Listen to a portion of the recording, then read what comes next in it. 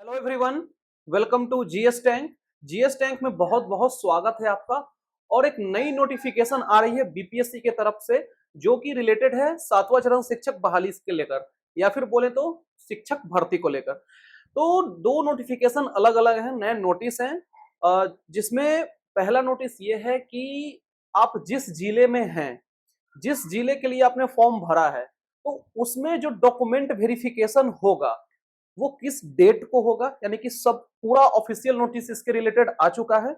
और दूसरा नोटिस ये है कि क्या क्या डॉक्यूमेंट्स रिक्वायर्ड हैं जो कि आपको ले जाने हैं वेरिफिकेशन के समय में। तो वैसे इस पे हम ऑलरेडी एक वीडियो बना चुके थे पहले भी, 2 या 4 दिन पहले।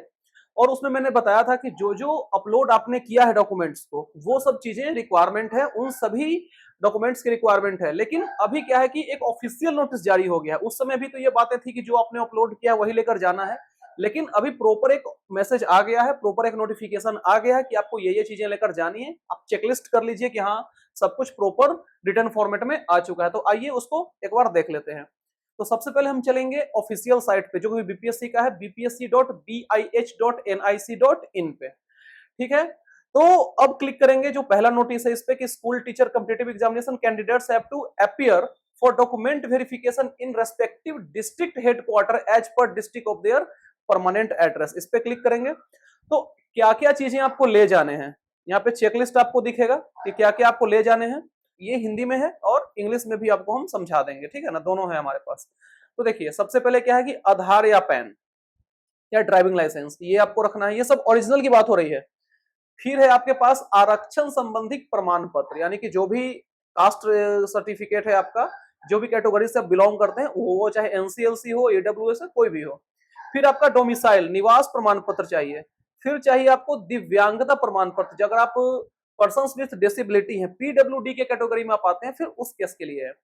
पांचवा है आपका भूतपूर्व सैनिक संबंधी, अगर आप इस कैटेगरी में बिलोंग करते हैं, फिर इसका चाहिए। छठा है आपका कि नियोजित शिक्षक संबंधी दस्तावेज, अगर आप नियोजित शिक्षक हैं और फॉर्म भरे हैं आप, फिर उससे रिलेटेड जो डॉक्यूमेंट है वो चाहिए रहेगा। फिर है आपका स्वतंत्रता सेनानी के पोता पोती नाती नातिन वगैरह, ये सब। तो अगर आप फ्रीडम फाइटर वाले कैटेगरी में हैं, ठीक है, तो वो डॉक्यूमेंट्स आपको चाहिए रहेगा। अगला है आपका सीटेट बीटेट पेपर 1 वाले अगर बीटेट हैं या फिर सीटेट हैं, तब वो डॉक्यूमेंट चाहिए। फिर बिहार एसटीटी पेपर 1, अगर आप पेपर 1 वाले हैं तो फिर उसका प्रमाण पत्र या दस्तावेज, जो भी उससे रिलेवेंट डॉक्यूमेंट है, वो चाहिए। 10वां है कि एसटीटी पेपर 2, अगर आप सेकेंडरी या फिर सीनियर सेकेंडरी वाले हैं, तो फिर उसके रिलेटेड डॉक्यूमेंट है वो चाहिए। अगला है आपका दक्षता दस्तावेज या प्रमाण पत्र, जो अगर दक्षता वाला आपके पास है तो फिर वो ले जाइए। अगला आपके लिए जन्म तिथि प्रमाण पत्र, डेट ऑफ बर्थ के लिए मैट्रिक का सर्टिफिकेट ले जाइए, दैट्स इनफ। उसके बाद शैक्षणिक योग्यता 1 to 5 एवं दस्तावेज प्रमाण पत्र, जो एजुकेशनल क्वालिफिकेशन आपके पास है, ठीक है, 1 to 5 से रिलेटेड, तो वो लेकर आपको जाना है, अगर 1 to 5 वाले टीचर बन रहे हैं तो। ठीक है, वही रिपीटेड है यहां तक। इसके बाद है आपका बीएड एमएड डीएलएड, जो भी है इस रिलेवेंट डॉक्यूमेंट, जो कि 1 to 5 के लिए है, वो आपको ले जाना है। फिर आपका शैक्षणिक योग्यता 9-10 वाले में अगर आपने भरा है, तो फिर उससे जो रिलेटेड डॉक्यूमेंट है वो आपको ले जाना है। फिर आपका 19 नंबर में है बीएड बीए बीएससी, जो भी इससे रिलेटेड है, मतलब बीएड है, अगर आप बीए बीएड है, कुछ भी है, तो वो लेकर आपको जाना है। फिर है आपका शैक्षणिक योग्यता, किसके लिए, 11-12 के लिए, अगर आप सीनियर सेकेंडरी या फिर हायर सेकेंडरी वाले टीचर बनने जा रहे हैं, तो फिर आपको ये वाला डॉक्यूमेंट लेकर जाना पड़ेगा। फिर उससे से रिलेवेंट जो 11-12 के लिए है, बीए बीएड, और भी अगर अदर सब्जेक्ट की बात हो रही है, तो फिर उसके लिए ले जाना है। और फिर जो शैक्षणिक योग्यता 11-12 के लिए जो भी रिलेवेंट डॉक्यूमेंट जो मैंने बता दिया, वही ले जाना है। ठीक है, तो ये सारे चेकलिस्ट हैं, ये आपको इंश्योर करना है कि आप निकलें घर से डॉक्यूमेंट वेरिफिकेशन के लिए, उससे पहले इतनी चीजें आपके पास होनी चाहिए, नहीं तो पता चलेगा कि आप रिजेक्ट हो गए।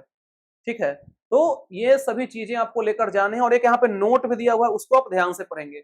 यदि कोई अभ्यर्थी वर्ग 9-10 एवं 11-12 के लिए आवेदन किए हैं, तो वे किसी एक तिथि को ही दोनों वर्ग के दस्तावेज सत्यापन कराना सुनिश्चित करेंगे। यानी कि ऐसा नहीं है कि आपको अलग अलग दिन जाकर डॉक्यूमेंट वेरिफिकेशन करवाना है। आपको एक ही दिन, अगर आप 9-10 11-12 सब कुछ भर दिए हैं, तो एक ही दिन आपको डॉक्यूमेंट वेरिफिकेशन कराना है, अलग अलग दिन नहीं कराना है। ये इंपॉर्टेंट नोटिस हो जाता है। अगर इसी को आपको इंग्लिश फॉर्मेट में पढ़ना है, तो वो भी हमारे पास अवेलेबल है। देखिए यहाँ पे सेम बात लिखा हुआ है, बस इंग्लिश में है। आधार, पैन, डीएल है, वो सब हो गया। फिर आपका रिजर्वेशन कैटेगरी वाला हो गया। फिर आपका रेसिडेंशियल स्टेटस हो गया, जो कि डोमिसाइल की बात हो रही है। फिर अगर पीडब्ल्यूडी वाले हैं तो पांचवा है, अगर आप एक्स आर्मी स्टेटस वाले हैं फिर वो डॉक्यूमेंट चाहिए। फिर आप नियोजित वाले हैं फिर वो फ्रीडम फाइटर वाले कैटेगरी में है, फिर उससे रिलेवेंट डॉक्यूमेंट चाहिए। सीटेट, बीटेट, फिर बिहार एसटीटी, पेपर 1, पेपर 2, दक्षता, डेट ऑफ बर्थ के लिए, जो कि मैंने बताया कि matriculation certificate will be more than enough.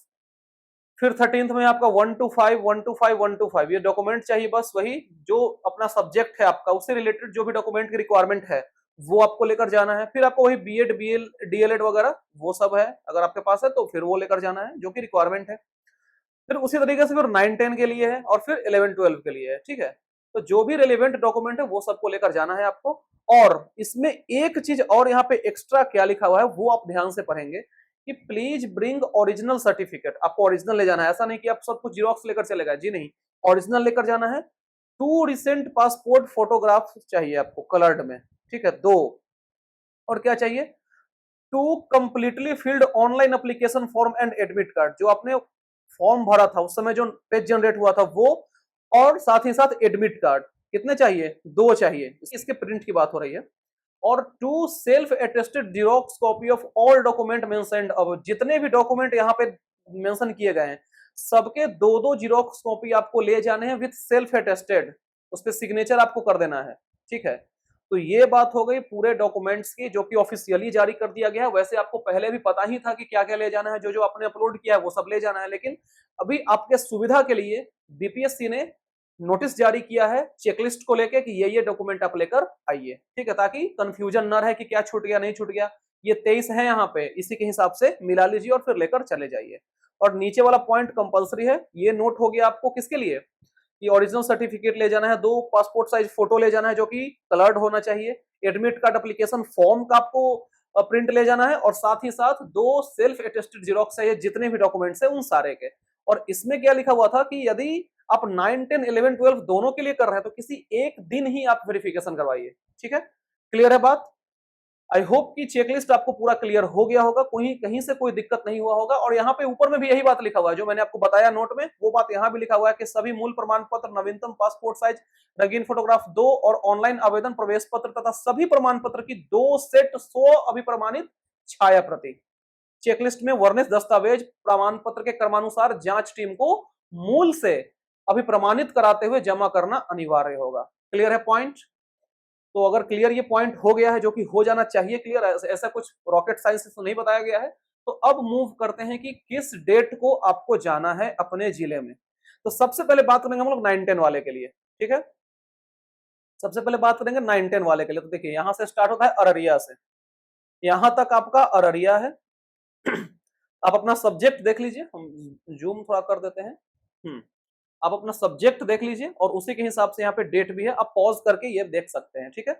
Araria है, फिर यहाँ तक आपका अरवल है, और डेट यहाँ मेंशन है, सब्जेक्ट यहाँ मेंशन है, ठीक है, उसके हिसाब से अपना देख लीजिए। फिर औरंगाबाद, फिर बांका, फिर बेगूसराय, भागलपुर, आप पॉज कर करके पढ़ सकते हैं, ठीक है।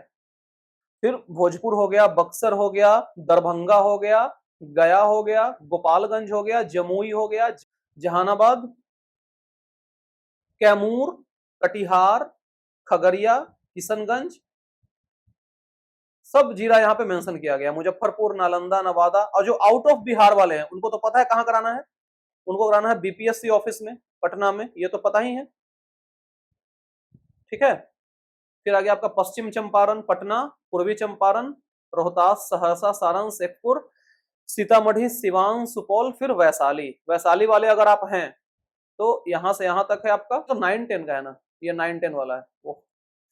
तो अगर आप इन सभी विषय में फॉलो कर रहे हैं तो अपने डेट के हिसाब से आपको जाना है अपने डिस्ट्रिक्ट हेडक्वार्टर में, ठीक है। अब बात करते हैं 11, 12 का।